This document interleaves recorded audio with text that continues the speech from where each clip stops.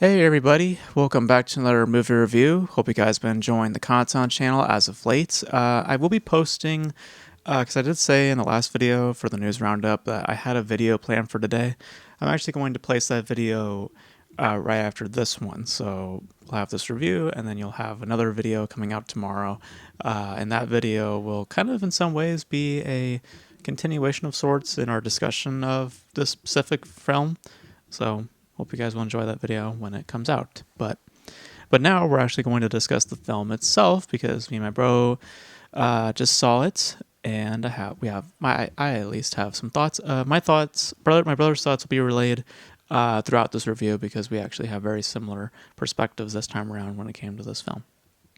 That film that we're going to be discussing today is Jurassic World Rebirth, which was directed by Gareth Edwards, who you guys may be familiar with movies such as Rogue One, most recently with The Creator, as well as a couple of films here and there, Godzilla, of course. So he's done some things here and there. Now he is taking on the Jurassic Park series, written with David Kopp, I believe that's how I say his name, who wrote the original Jurassic Park as well as its sequel, The Lost World. This follows up from Dominion, which came out in 2022, and this has a brand new cast, so doing away with the other cast that we had previously with Chris Pratt, Bryce Dallas Howard, doing a brand new cast. This time around, it's Scarlett Johansson, Mahershala Ali, Jonathan Bailey, Rupert Friend, and Ed Sheeran. This follows at least 5 or so years, or I forget how long. I don't know, not sure precisely, but a couple of years so after Dominion, and we are now following in a different climate now with the Earth. The Earth is now exposed to prehistoric life, some of which is integrated into society itself, but largely off on islands are lurking that of offshoots, mutant creatures, that of hybrids, as the film opens with a sequence with doctors experimenting on genetics and fossils, as we've seen time and time again with the series, except this time they're now creating hybrids, and they're now trying to fuse genetics and DNAs together to create new forms of life. And things go wrong, as they always do, and those facilities have been shut down. Now, fast forward a couple of years later, Scarlett Johansson, who is actually a secret agent, who basically is kind of in the spirit of Black Widow, and I feel that that's sort of just also kind of in a way trying to reference past roles and that Scarlett Johansson playing such a role, but she is a person for hire, and she is hired on through Jonathan Bailey to go to these islands that have been now just completely banished. No one's allowed to go there, no jurisdiction.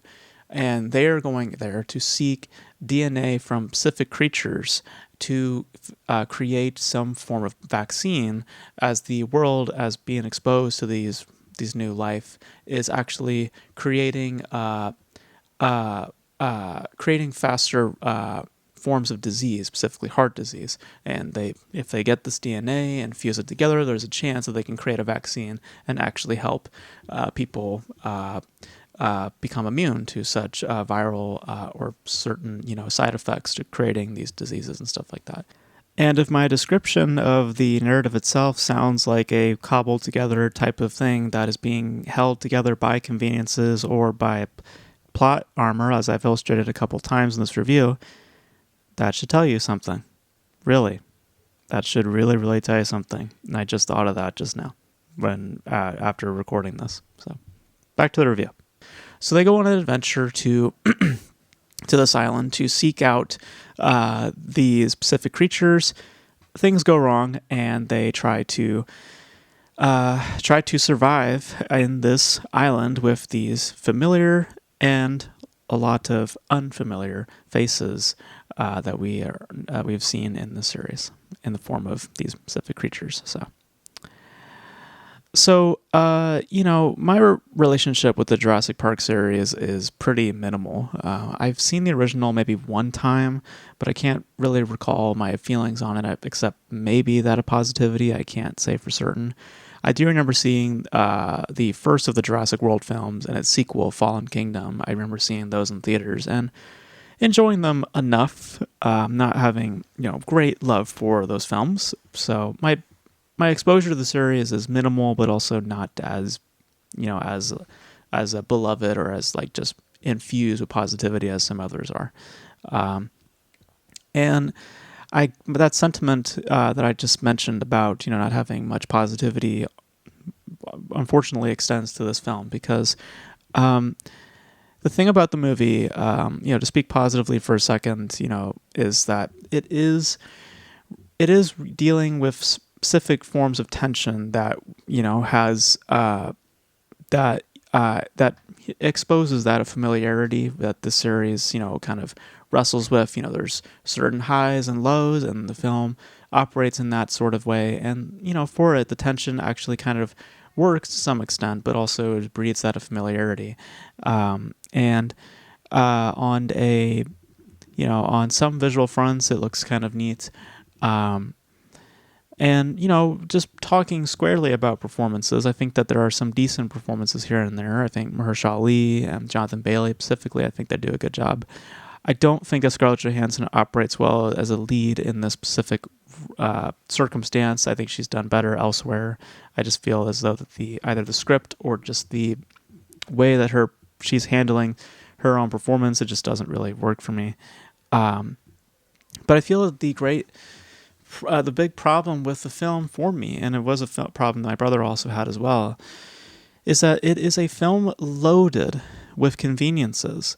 There are many points to where I feel that this film could have taken a risk, but it doesn't really. It's a film that is really content with doing a certain line of structure, a certain line of formula, and it's a film that doesn't really do much to provide distinction outside of a visual difference, outside of just mutants.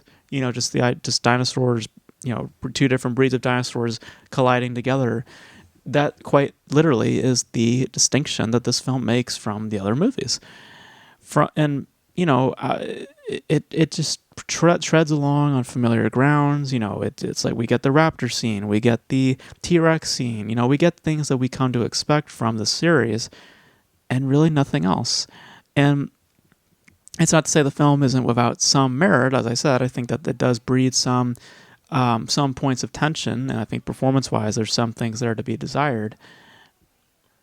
But beyond that, by its overall just flow of narrative, by the abundance of conveniences, just the abundance of plot armor, the times where characters look like they're going to die and they don't.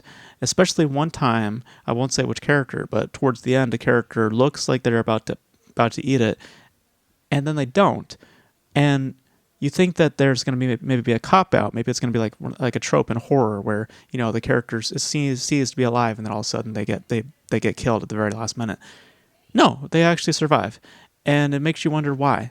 And it makes you wonder, well, why even do the thing that you did anyway? It makes no sense. Like, there's a lot of things that happen, and when you start to think about it, it just doesn't really add up. And and it just makes for a movie that just is hanging on to those conveniences and allowing those conveniences to really dictate the flow of the story, and not willing to take a risk and really to do something that is a little bit of a bold swing. To some extent, I can compare this to like Alien Romulus, except that the difference between this and Alien Romulus is that Alien Romulus did try to take that bold of a risk. It tried to do something new, and for me anyway, it didn't work, but at least they did try to make that attempt within of taking in familiar structures and traits that you come to know for the franchise. With this, it is what you want. It is as it is titled. It is a Jurassic Park film. You get your dinos. You get your points of, the scenes that I mentioned. Like you get the raptors. You get this and that. But it just doesn't really do anything more outside of just spinning the same wheels that we've seen previously. It doesn't try anything fundamentally new. But I can't say overall by general quality that it is terrible or bad. I just think that it is strictly vanilla. it just doesn't do anything crazy new, and I think that that is a big problem when you're trying to, you know, literally in the title, rebirth this series. It's time to do something new. It's time to take a little bit of a bold swing. And in this case, it just doesn't. It just does exactly what you think a film like this would do, and nothing else. And really, really is seated within these conveniences, within this plot armor, within these cop-outs, and really not much else. Yeah, there's points where the characters could just absolutely bite the dust. Like 2 times. One time involving a water raft, like those little blow up things. One of the dinos decides to eat that thing up. A character is hiding inside, and then they pop out of the water. It's like, how did you not die? And also, the boat itself is completely intact, even though the dino just was looking to rip that into pieces. It's like, okay.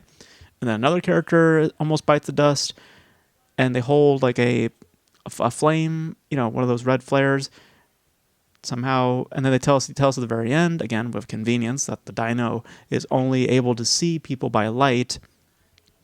It just tries to do a lot of just like trying to make the story make sense by just throwing a convenience your way and hoping it'll stick, and trying to stabilize the narrative within that. And you get something of a narrative, but it is clearly driven by that sort of framing within that line of conveniences and plot armor. And it's just not as convincing and not as interesting as a result. So it's not the worst thing, but there are the cracks show, absolutely. But it's, like I said, there is some moments of fun within just the visual. Like the half of the film, like the way it starts out is basically that of an homage to Jaws, which I found interesting, and I found to be kind of charming to some extent. The boat chase very much so reminds you of Jaws, and then the other half of the film, once they get to the island, is your basic Jurassic Park setup. So I just wish they did something more of what they did in the beginning. Take a swing. Do something like an homage to Jaws if you want to, or do something else that isn't just what we come to know or already know. Because as it stands, this rebirth, as you call it, is nothing more than what you already know. And that's pretty disappointing. So there's my thoughts on Jurassic World Rebirth. It didn't really do much for me. Didn't really do much for my brother either. He felt it was kind of boring. Didn't really see much value of it either. So, yeah. But you guys let me know your thoughts on Jurassic World Rebirth if you guys have seen it. It's probably going to do fairly well because these movies do dirty money. So we'll see financially how it stacks up. But let me know your thoughts on Jurassic World Rebirth and your thoughts on the series in general in the comment section below. And that's going to be it for this video, guys. Thank you guys for tuning in. And until then, I will catch you guys in the next video. Bye.